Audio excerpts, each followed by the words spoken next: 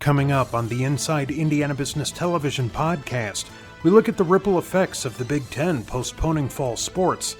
Dad Brewing makes a name for itself. Trendiana shines a spotlight on black-owned businesses. Johnson Memorial takes the wraps off its new emergency department. WGU Indiana hits 2 major milestones. A new project highlights Indiana's iconic high school gyms, and a fashion-focused nonprofit continues to grow. Welcome to the Inside Indiana Business Television podcast. I'm Andy Ober. The COVID-19 pandemic has led the Big Ten Conference to postpone the upcoming fall sports season. The decision will result in a particularly big economic hit to communities like Bloomington and West Lafayette. Purdue University Director of Intercollegiate Athletics Mike Bobinski joined Inside Indiana Business host Gary Dick to talk about the impact of the move. Put in perspective, if you will, what this process has been like for you and the athletic department, the folks who work in the department, but also the players in football and all of the sports impacted by this. Sure. We're a community in the athletic world that's used to structure. We live in a very season-based, schedule-based environment. There's a lot that's known each and every year. And when that's taken away from you, as it has been now since the middle of March, it creates anxiety. So we've had a group of very anxious coaches, staff, student athletes for a number of months now. During that same time, though, I'm really proud of the way they've handled themselves. They have continued to work, they've continued to prepare. Our staff in particular had put together any number of alternate strategies and protocols to try to find a way through here to be able to compete this fall. Sadly, at the end of the day, that we weren't able to fully execute and see if those would be successful. But it has been, without a doubt, one of the more challenging times, the most challenging time in my working career in college athletics. Yeah, Mike, I know a number of factors went into the decision. In your view, how big of an issue was venue liability, the possibility of a COVID outbreak or even a death that would come about, and the liability that would result in that? Was that a key in the decision-making process?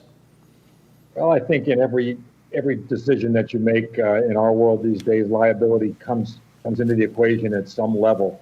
The reality is that college athletics, particularly the sport of football, always carries with it a degree of risk. We sadly have had concussion-related issues over many years. There have been paralyzed athletes. People get hurt. Things happen. I think the reality of the risk equation right now in this circumstance is that we just simply don't know enough yet to be able to fairly evaluate the risk. And so I'm certain that as the president's considered this and weighed the advice of medical experts and advisors, that evaluating the risk profile of what we were walking into was certainly part of it. Certainly the impact of the Big Ten canceling its fall sports schedules will have a big economic impact. Economic impact in communities, college communities like West Lafayette or Bloomington. Earlier this week, we talked with Joe Wade, the CEO of Visit Lafayette, West Lafayette, and got her take on the impact. Just in direct dollar impacts, it's very easy to say a home football game brings in $2 to $3 million per home game. For 7, over 20 million, and different games bring in a lot more. And then when you start to plug in all the rollover impact, and it's the waitresses making good tips, and then they go out and do other spending and all of that. I think Notre Dame uses more like 20 million per game impact on their community. So, Mike, obviously big impact in the community. In your athletic department, major impact as well. You've got a lot of fixed costs that you have to deal with. Give us perspective. How significant is this economic, financial impact going to be on the athletic department there?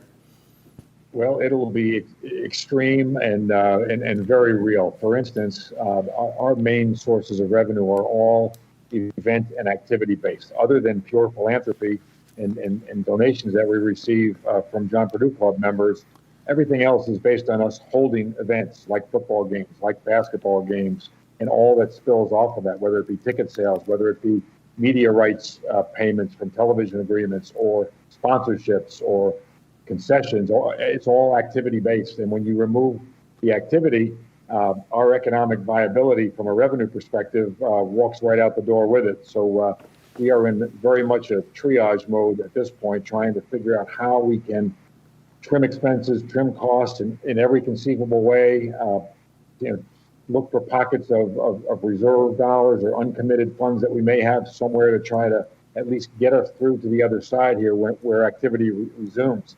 We also have launched a very aggressive fundraising campaign called More Than a Game, really appealing to our fan base to help us through what is like the most challenging time in our existence, so that when this does clear, we can come out the other side as strong as we can possibly be and prepared to compete without having this become a multi-year problem. So the financial challenges are extreme. I feel terribly for the community and the impact that this will have on the community, but it's felt here locally in our midst also.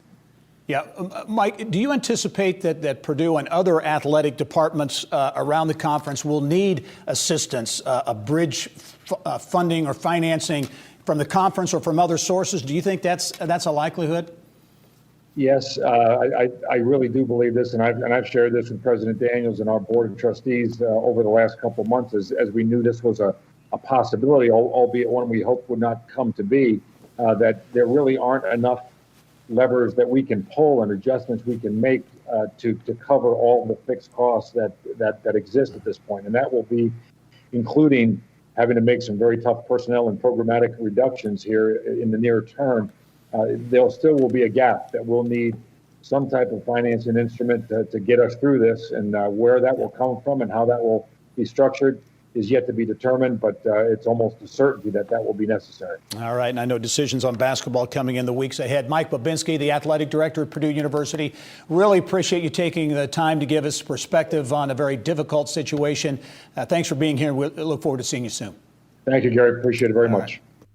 The dawn of a new era of connectivity arrived this week in Tipton and southern parts of Howard County. Ellettsville-based Smithville lit up the first of more than 500 homes with high-speed fiber internet. We get more from Smithville President Paul Quick. Now, the broadband company says the expansion, which was announced on the Baird family farm in northern Tipton County, represents a $2.7 million investment. Lieutenant Governor Suzanne Crouch participated in the event as the project was partially funded by the state's Next Level Broadband Initiative. Smithville President Paul Quick tells me the expansion helps close the rural digital divide. The expansion of rural broadband in Indiana means if I live in Tipton County or Howard County, I can have the same experience as someone who lives in Indianapolis, Chicago, or Louisville. I can have a great, reliable, secure internet experience that matches anything I can get anywhere else in the United States. We're very fortunate because the state of Indiana is willing to make some investments to make sure that the people in rural communities have strong, reliable, secure internet. Quick says in addition to the new network, Smithville also is upgrading some existing customers in the area near Sharpsville to fiber connectivity. With product names like Your Grounded Mister and a tapestry of obscenity, Bad Dad Brewing Company in Grant County is capturing the attention of the nation's booming brewing industry. Around Indiana reporter Mary Rachel Redmond takes us to Fairmount to learn about this unique brewery that could wind up becoming a Hoosier destination. It all started when brothers Patrick and Derek Henry were growing up. You know, when everybody else was out on family vacations and such during the summer, we were working. All the good dads let their kids have fun, and ours makes us work. And that bad dad is Barry Howard, the namesake of Bad Dad Brewing. A corporate man for 20 years with a side hobby, home brewing, something he happened to be pretty good at. You start at home, it's a lot of fun. You make people smile, and then suddenly, gosh, how can I do this bigger and larger? And that's just kind of how we get started. And his sons thought so too. So much so, they decided to go into business together. So like a lot of people, it starts from being a home brewer and then saying, you know what, I can do this. And enough people telling you that you can. Well, it just so happened that he makes awesome beer. And he was able to teach Derek and I to be able to do that as well. We're a family of entrepreneurs, being able to have us start where he left off, being able to grow and do our own thing. and it's been a recipe for success. Earlier this year, Visit Indiana voted Bad Dad as the best brewery in the state. It's been incredible. Our beers, especially our core four, we can hardly keep them in stock. And perhaps it's the dadisms on the cans themselves that make them stand out. Tapestry of Obscenity is special to Bad Dad. Why is that? It's actually a reference to A Christmas Story. In the heat of battle, my father wove a tapestry of obscenity that, as far as we know, is still hanging in space over Lake Michigan. Now, also on these cans, you said there's bad dad jokes? Yes. Okay, read me one. What do you mix an elephant and a rhino? No idea. Elephino. And it's actually the pizzeria part of the business that's boosted Bad Dad's beer sales, even getting them some international love. We got recognized in Pizza Today, which is the largest pizza magazine in the United States, and it is distributed internationally. And we were put in there as one of the featured destinations, which was a really big honor for us. Fun to get the name out there from such a small town. Pizza and beer are just the perfect combination. So they actually feed each other. And it's really, because of those two things, that's why this is really taken off as a destination location. And that's the ultimate goal. While Fairmount is best known as the hometown of James Dean, the boys at Bad Dad's are on a mission to make their brewery another reason to stop and visit. We want to be a state player, specifically in the central Indiana to northern Indiana market. We want to be known for great beer and great pizza and all in one stop.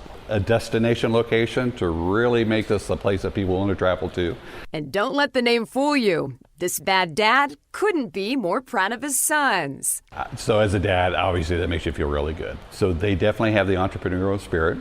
And it's the kind of thing where you don't have to tell them what to do, they know what needs to be done. It's a lot of work, but there's a lot of pride that not only you can see what you create, but then see your sons to participate in that as well. So. And working with Dad isn't so bad. Love my dad.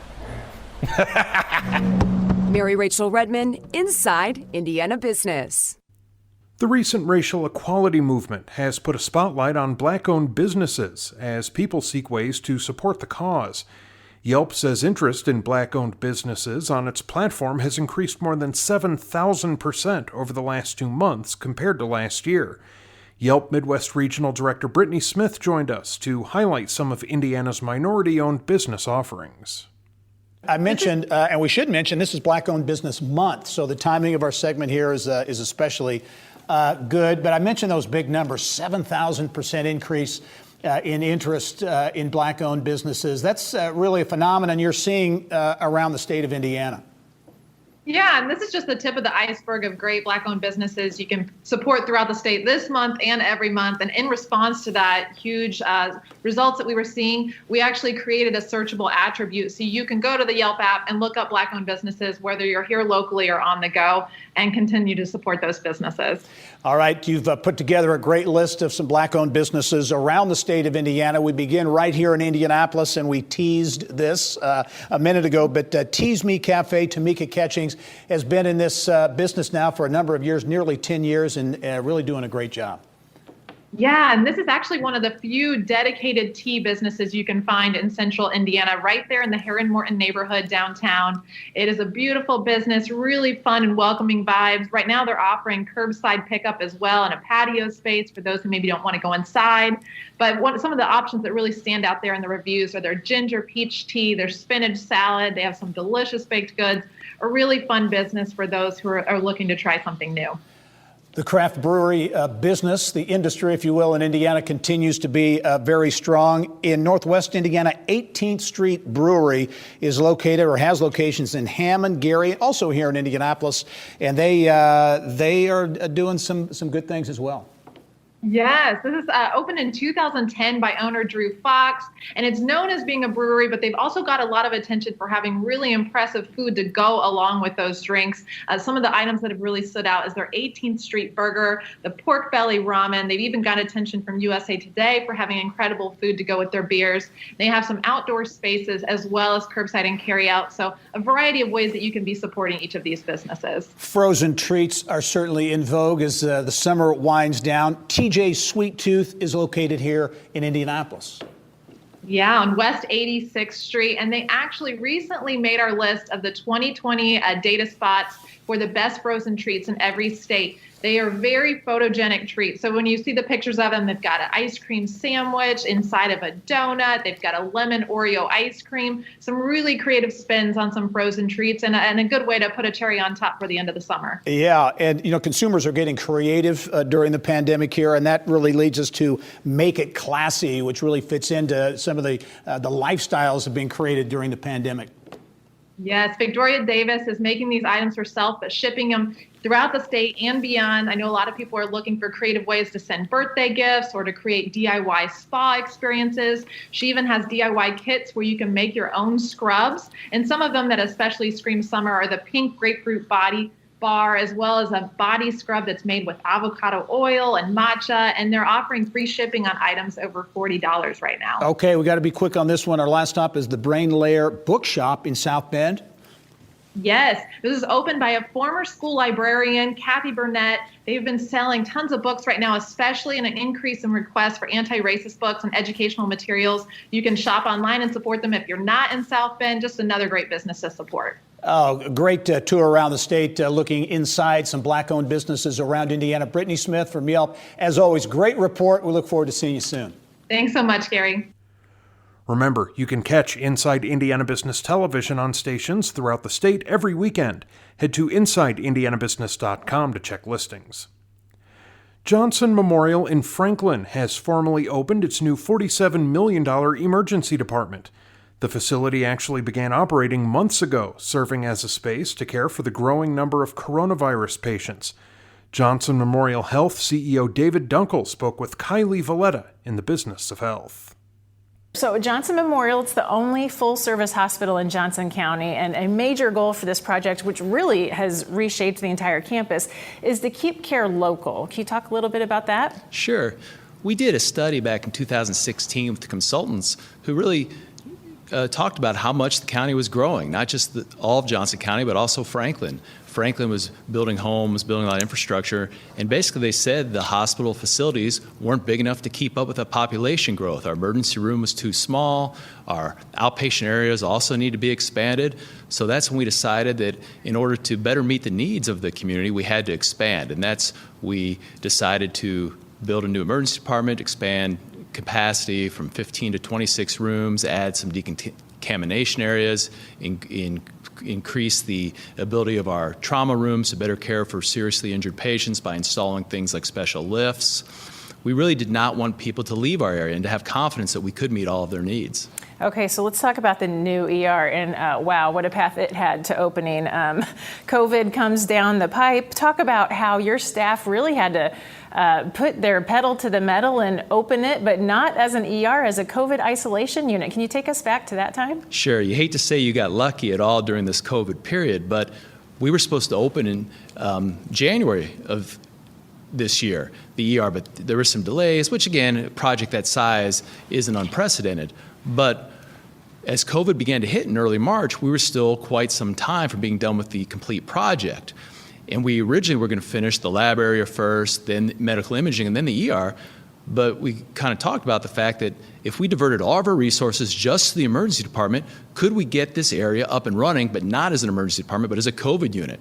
And we did that. I can't tell you how proud I was of my hospital, of my organization. It was all departments coming together, from IT to respiratory therapy, the doctors, the nurses, construction crews, all getting that area ready, that really enabled us to take care of up to 24, 25 COVID patients at one time in an isolated area away from the rest of the hospital with a different air handling system. So it put people at ease. If you remember back in March, we didn't know as much about COVID as we did now, and people were afraid. Yeah, you mentioned it was really almost like a morale boost for your medical staff, who, like you said, it was very scary at the time. Yeah, they were. I said it to my board members, you could feel the difference on Monday. We opened the unit on a Friday, and walking through the hospital halls on Monday, there were a lot of smiling faces. Not just that I think people were proud of what we'd come together to accomplish, but also the fact that the rest of the hospital truly felt safe knowing those COVID patients were being taken care of in their own isolated area. Right. Okay, let's talk about this partnership with the Boone County Emergency Medicine to staff and manage the ER. Why did the hospital decide to go that route? Well, I'll be honest, there's several reasons. A lot of hospitals our size do outsource emergency services. We had done this for many years, and we decided to bring it in-house, and it just didn't work out that well. As people know, it's more than just the medicine care. There's the billing and the coding that is so much a part of hospital reimbursement. And to be honest, we just didn't have the internal knowledge needed to really master that. And luckily, the Boone County Emergency Medicine Medical Director, a fellow physician MBA, Dr. Tom Henniff, reached out to me, and we were very like-minded. And as I did more research into their group, nationally renowned for their door-to-doctor time, multiple awards for customer satisfaction, it really was kind of a no-brainer. I wanted to be with a group of all board-certified emergency medicine physicians, a group that knew how to do emergency medicine, because, again, I had this great new building, and I thought, it's more than just a building, it's the people inside. I want to be able to deliver the highest quality of care I could to our community. So this is just a few seconds left, but you talked a little bit off camera how margins are slim for hospitals right now, especially those the size of Johnson Memorial. How do you balance that with also needing to reinvest in yourself? It's difficult, but again, if you're not growing, you're dying, as they say. So we've been very fiscally responsible for many years. Again, we saved a lot of money before building this project. We didn't rely on tax dollars. So with margins being small, we do have to look at what's the best things we can invest in. In this case, it was a new emergency department, outpatient services. But there's some things we can offer. We don't have a cath lab. We don't have radiation oncology on campus. I hope to have those someday. But again, it's tough. It's tough out there. I think the average margin for hospitals right now in Indiana is over -8%. Yeah, it is a tough time. Thank you for being on the show today. Congratulations on the expansion. I live nearby and it looks fantastic. So thanks for being on the show. Thank you so much. WGU Indiana has hit 2 major milestones. The state's only online competency-based university recently marked its 10-year anniversary with another big number, 10,000 graduates. WGU Indiana Chancellor Allison Bell joined us in this week's Eye on Education segment. Big celebration. The 10s are wild, right? 10-year anniversary, 10,000 students. And I mentioned in the introduction there, you can make the case that WGU Indiana's arrival 10 years ago, it's really kind of been at the forefront of this online learning wave that we continue to see. Yeah, I'd like to think so. And just very excited about the impact we've been able to make over the last 10 years. 10,000 graduates. We've got more than 5,000 students enrolled right now. So really pleased to be a part of the solution and helping Hoosiers just get the training that they need to move on and get into their careers. Yeah, as you look at the online or the higher educational landscape in Indiana, WGU Indiana, I think, fits a niche, if you will, online competency-based learning. And these, a lot of people who perhaps they started college, it did not finish for some reason. They're in a job. They want to get that degree as well. So it really certainly serves a niche in our state, and that includes around the state of Indiana. It does, and we always have. We were designed with the student in mind, particularly those adults that need to return to complete their degree, though not exclusively those students, primarily those students. What I love is what I've heard our president, Scott Pulsifer, say many times is that while we weren't built for a pandemic, because we were built with students in mind and because of our competency model, our flexibility, our fully online model, we're just what people need in circumstances like this. Yeah, I was going to bring that up too, because during the pandemic, have you seen perhaps a lot more interest, certainly individuals who are using this as an opportunity to upgrade their skills, to get more education, turning to WGU because of the online nature of the school?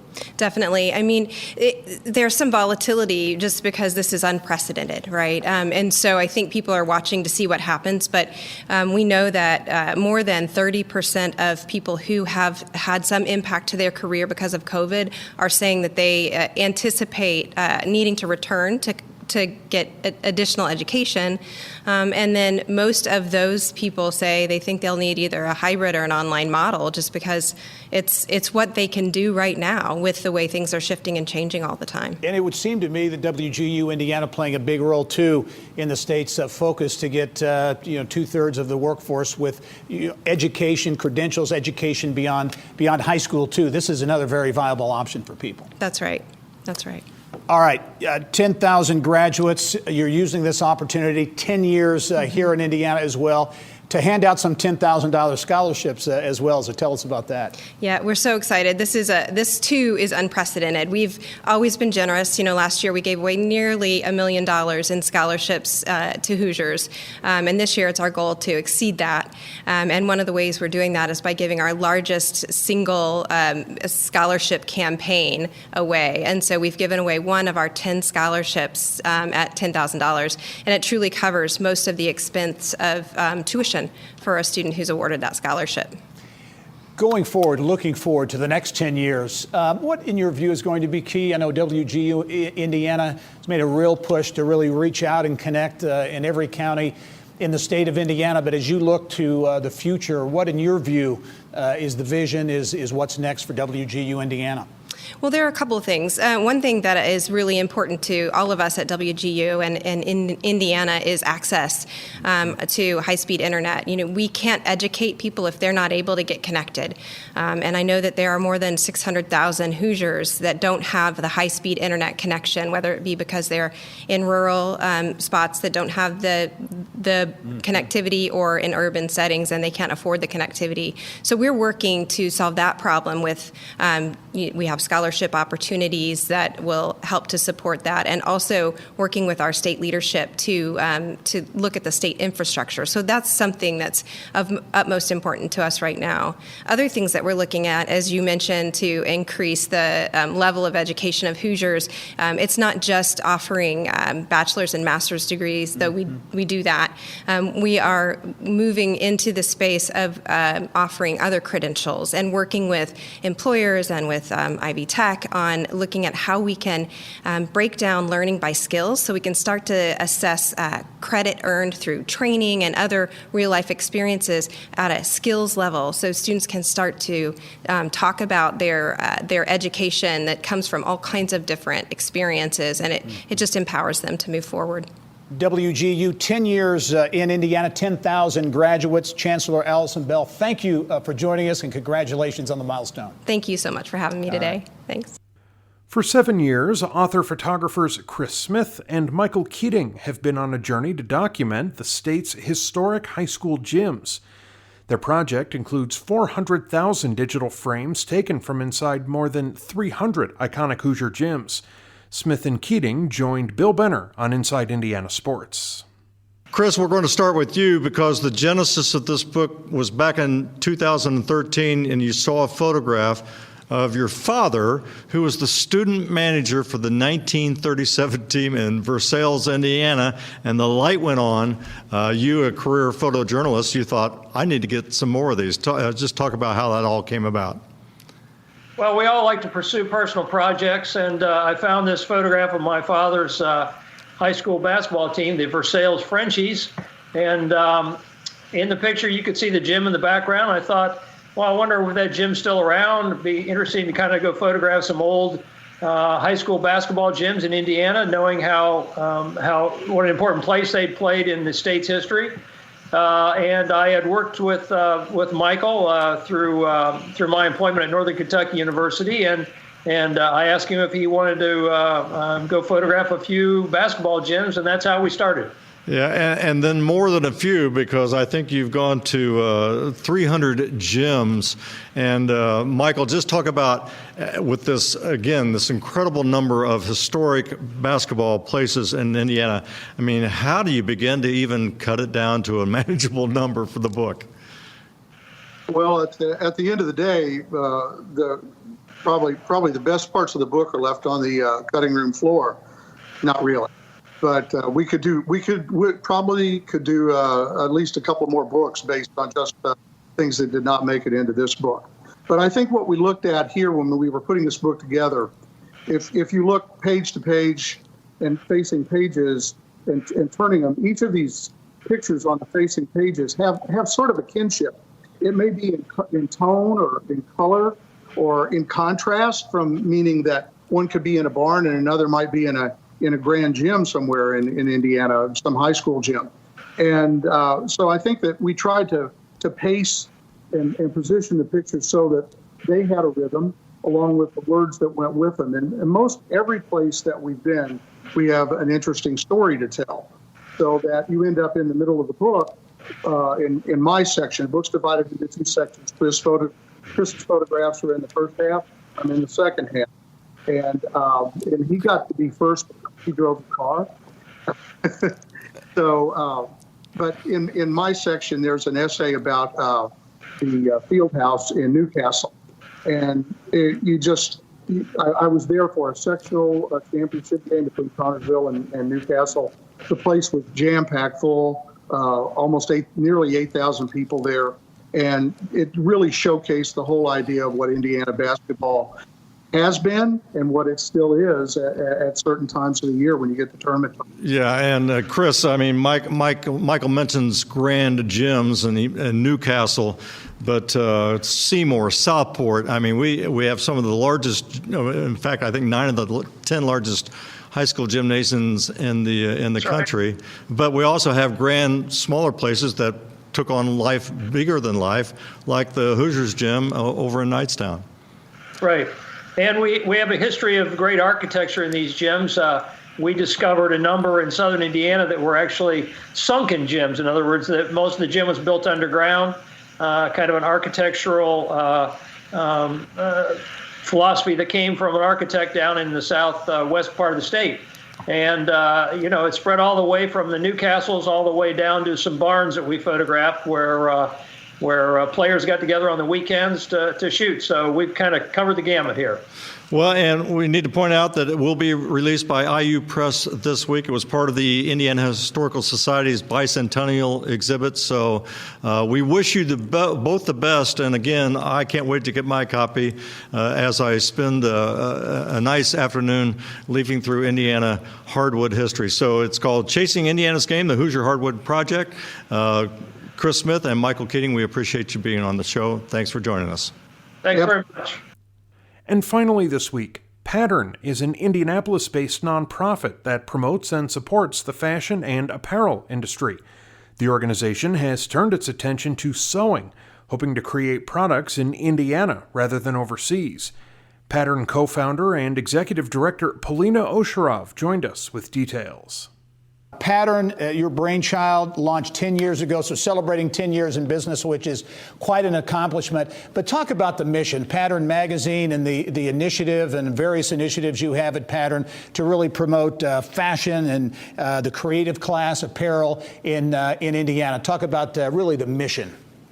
Absolutely. So our mission is to grow the local creative economy, as you noted, and provide a platform for creative expression for young, up-and-coming creatives of all kinds. We consider ourselves a growth accelerator for the creative economy, and we do that in a number of ways, and Stitchworks is just one of those programs. Yeah, I should mention, because, really through your efforts, you have shined a light, really, and uncovered a lot of the creative talent that exists here that maybe people don't know about. Definitely. I think that Indianapolis, I've discovered, has so many incredibly talented people, and we are happy to provide, I guess, an outlet for them through the magazine, both the print and the digital, and some of the events that we do, and some of the other programming that we have. Very good, and helping to generate jobs and investment here in Central Indiana instead of elsewhere. Let's talk about Stitchworks now, because this another initiative you had. You're very excited about it. I'm sure you're going to launch in March, and then the pandemic hit and forced things to change. Talk about the idea behind Stitchworks and how you've kind of shifted gears a bit. Sure. So Stitchworks actually has been a concept that's been in the making for a really long time, almost as long as the organization has been around. The idea there is to provide a resource for local fashion designers to be able to have their collections made. Instead of making it themselves, they can bring it to a place and have everything sewn. At this point, people have to ship things to other countries like China, for example, or other parts of the country here. And so we don't have anything like that. We've been wanting to make something like that happen. And finally, through a grant from the Ellen Whitehill Clues Charitable Foundation, we were able to launch a pilot. And we were getting ready to open to the public in late March when COVID happened. And very quickly, almost a week later, through some very fortuitous happenings, we were able to pivot and get into a contract with Eskenazi Health to make 2,500 isolation gowns for them. So that happened very, very quickly. We mobilized close to 100 stitchers to make this happen in a very, very short amount of time. It was a pretty steep learning curve, but I definitely consider it a silver lining of everything that's happened. Yeah, and only have about 45 seconds left, Paulina, but this has turned into a real business opportunity for you. Absolutely. Yeah, there's lots of opportunities here, and we hope to help uncover those for all the local economic development folks.